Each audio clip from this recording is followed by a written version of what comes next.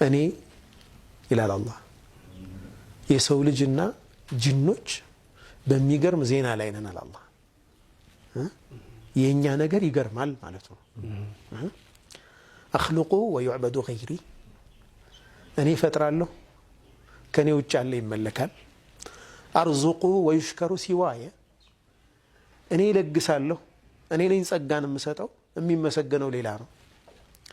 ኸይሪ ኢለል ዒባድ ናዝል የኔ ጸጋ የኔ መልካም ነገር ወደ ባሮቼ ይወርዳል። ወሸሩሁም ኢለየ ሳዒድ ክፏቸው ደግሞ ወደ እኔ ይወጣል። መጥፎ ነገራቸው ወደ እኔ ይወጣል።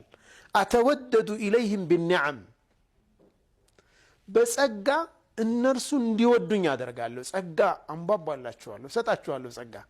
አተወደድ ማለት እኔ ተወዱድ ሳደርግ ወደ አንተ እንድትወደኝ የሚያደርግ ነገር ሳደርግ ተወዱድ ይባላል። አላህ ባሮቹን እንዲወዱኝ የሚያደርጉ ተግባራትን እፈጽማለሁ ማለት ነው። አተወደዱ ኢለይህም ቢኒዓም በጸጋዎች ወአነ ልገኒዩ ዐንሁም እኔ ከነሱ የተብቃቃ ሆኜ እያለ ይላል አላህ።